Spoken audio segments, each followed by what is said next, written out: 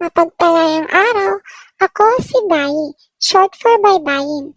Ako ang makakasama ninyo ngayong araw upang balikan ang ating nakaraan. Ang nakaraan ng wikang pambansa.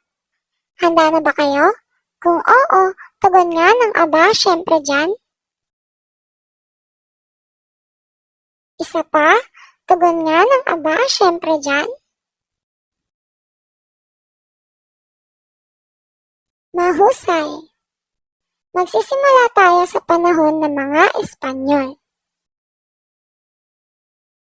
Ang focus ng panahon ng mga Espanyol ay patungkol sa Kristyanismo at panganib. Alam niyo ba na noong dumating ang mga Espanyol dito sa bansa ay tinawag nila tayong barbariko, disibilisado at pagano? Grabe sila, no? Mula sa pag-iisip na ganoon, sinabi ng mga Espanyol na gagawin raw nila tayong sibilisado sa pamamagitan ng paniniwala o pananampalataya. Kristyanismo, pasok! Gaya ng pangunahing layunin nila, nag-focus ang mga Espanyol sa pagpapalaganap ng Kristyanismo sa Pilipinas. Kalaunan, napansin nilang mas mabisa ang paggamit ng katutubong wika sa pagtuturo ng relihiyon. Naging resulta nito ang pag-aaral ng mga Kastila ng katutubong wika at nagbunga ng pagkakalikha ng mga diksyonaryo at aklat panggramatika tungkol sa mga wika ng sinaunang Pilipino. Alam niyo ba na noong napasailalim tayo ng pananakop ng mga Kastila ay mga gobernador at hari ang namumuno sa atin?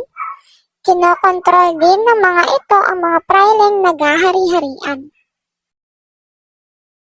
Isang halimbawa nito ang pagtatakda ng wikang panturo sa Pilipinas noong panahon ng mga Espanyol dito.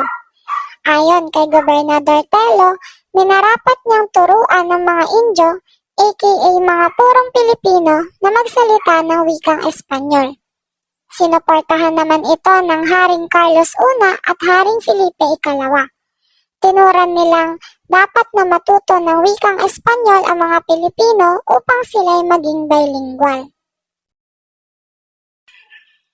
Bagaman iniutos ng hari at gobernador ang pagtuturo ng wikang Espanyol sa mga Indio, hindi ito sinunod ng mga nagsisilbing guro noon. Kaya naman galit na inulit ng haring si Felipe II ang kanyang iniutos. Agad namang sinusugan ni Carlos II ang sinabi ng kanyang lolo at nagtakda ng parusa sa mga hindi susunod rito.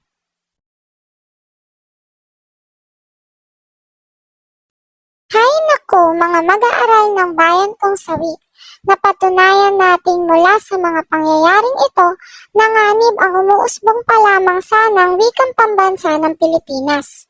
Kasabay ng panghihina ng ating katutubong wika sa panahon na ito, humihina rin lalo ang tsansang makalaya ang ating bansa.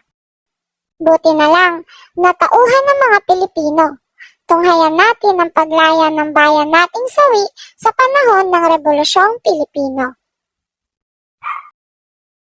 Highlight ng panahong ito ang damdaming nationalistic o makabayan.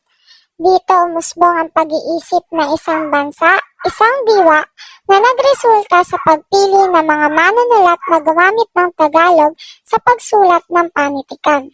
Naitatag din sa panahong ito ang isa sa pinakamatandang saligang batas sa bansa, ang Konstitusyon ng Biak na Bato noong 1899 kung saan itinatag ang wikang Tagalog bilang opisyal na wika ng ating bansa.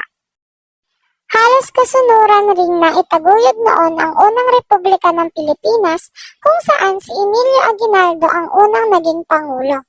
Gayunpaman, negatibo ang naging epekto ng kanyang pag-upo sa wikang katutubo, partikular sa wikang Tagalog dahil ginawa niyang opsyonal ang paggamit nito. Bunsod ang desisyong ito ng dalawang dahilan.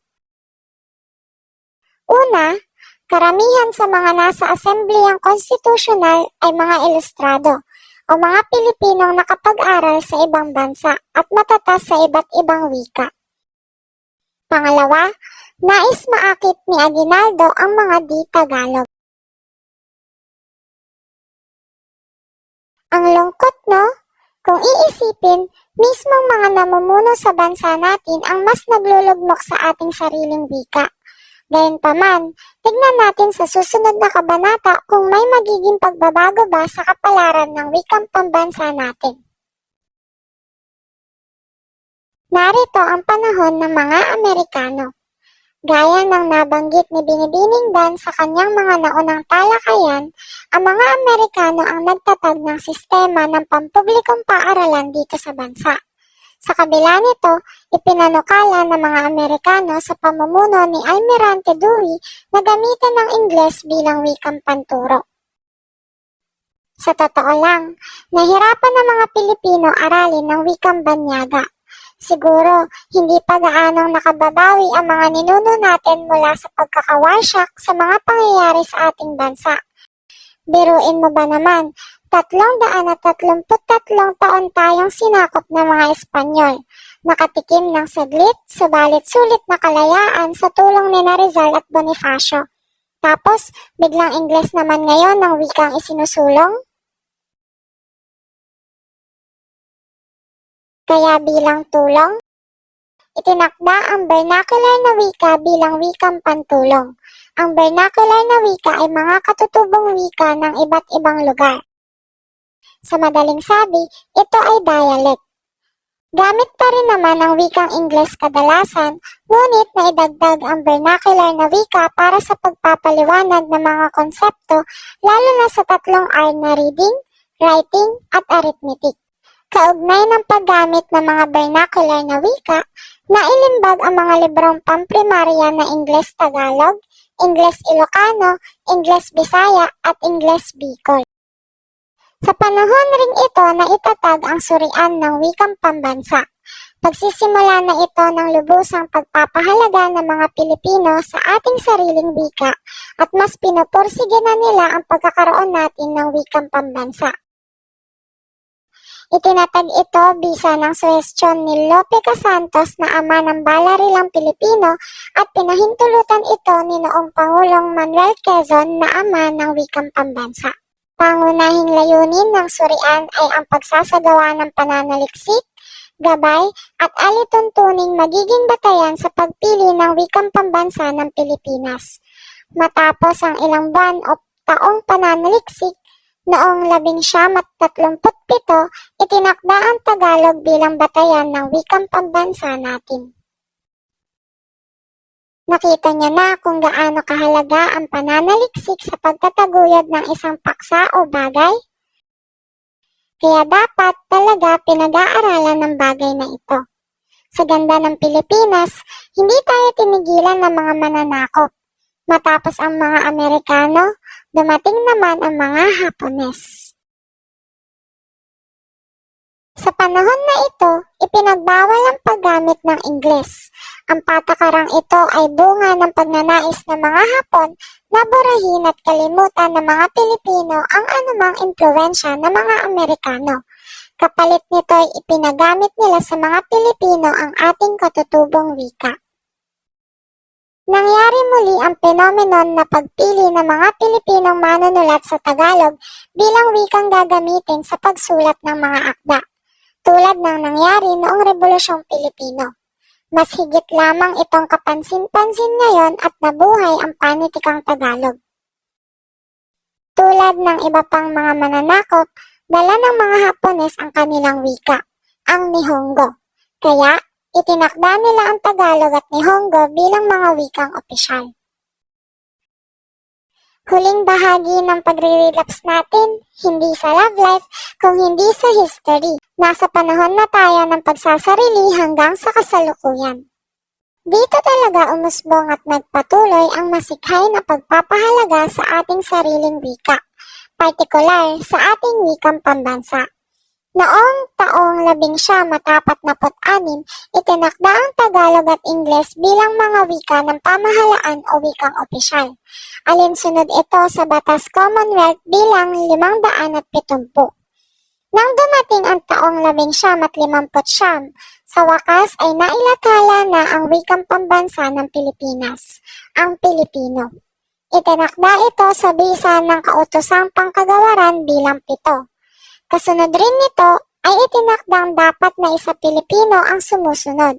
Lahat ng sertipiko at diploma, pambansang awit ng Pilipinas, mga edipisyo, gusali at tanggapan, ulong liham, formularyo sa panunumpa ng mga kawani ng pamahalaan at marami pang iba.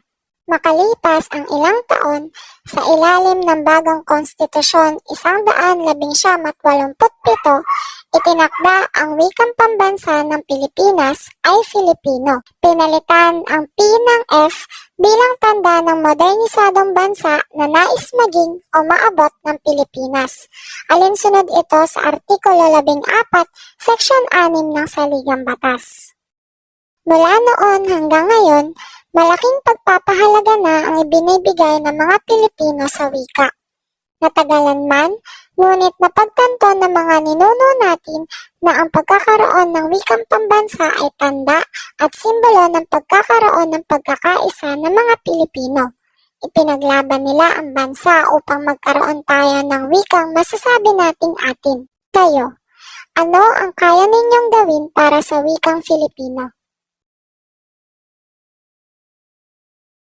Hay, ang daldal ko talaga.